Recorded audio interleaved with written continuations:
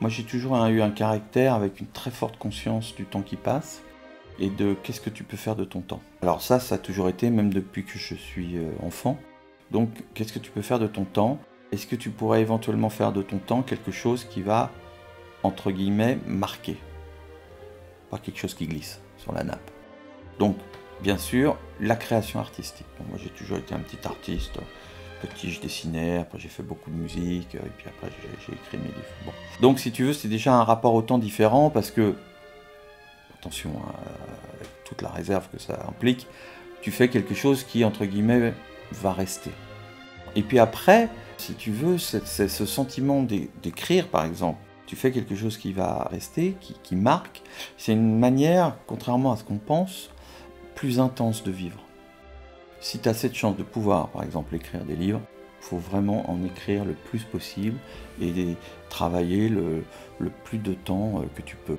Ça a toujours été ma ligne et ça ne s'arrange pas parce que, en vieillissant, comme disait Claude Brasseur dans ce grand film Fauteuil d'orchestre, il y a un jour, le temps qui passe, c'est le temps qui reste.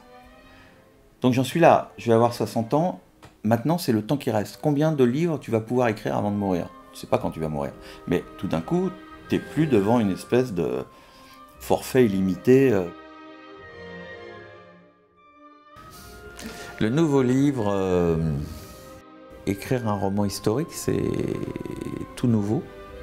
Jusqu'à maintenant, j'avais un peu peur de ce genre parce que je me disais chaque détail doit reposer sur une recherche et ça me semblait être un travail titanesque qui me faisait un peu peur.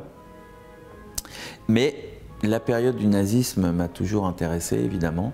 Et quand même, j'avais cette idée depuis très longtemps de faire un livre, alors à Berlin, c'est-à-dire dans cette ville en plus qui est très très fortement inspirante. Et ça a été plutôt une bonne surprise parce que les recherches historiques, elles ont nourri mon livre. Les petits détails, justement, c'est très intéressant et ça donne un très bon matériau à l'écrivain.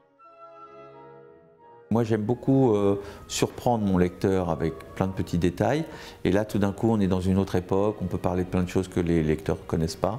Et ça a été plutôt une bonne surprise et j'ai eu, comment dirais-je, plutôt réussi à mélanger d'une façon assez fluide les recherches historiques et puis mon scénario qui est propre à moi, avec une série de meurtres, etc.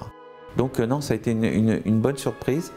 Un type qui écrit des livres, c'est un mec qui reste assis derrière son bureau toute la journée. Hein. Alors il y a quand même le mythe, la machine à écrire, le verre de whisky, c'est plus du tout comme ça. Hein. Avant d'être écrivain, j'étais reporter, donc j'ai connu encore une période où tu faisais tes recherches à la bibliothèque, tu crapahutais dans des centres de documentation spécialisés.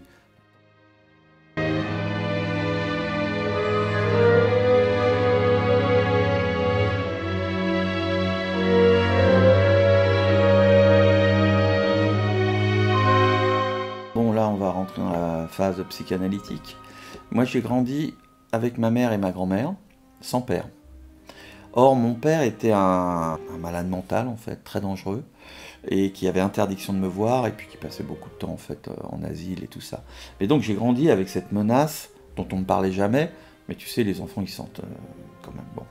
Sans faire de la psychanalyse à la petite semaine, cette peur et cette menace s'est quand même transformée dans ma vie d'enfant en une sorte de terreur profonde qui m'a pas du tout empêché d'être heureux. Hein. J'étais avec ma grand-mère qui me gâtait, j'ai eu une enfance très heureuse.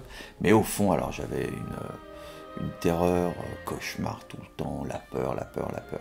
Alors, il se passe une chose souvent très intéressante, déjà une catharsis, c'est que quand tu souffres comme ça de la peur et puis d'angoisse, bizarrement, tu es attiré par tout ce qui, dans le domaine artistique, notamment les films, parle de cette peur.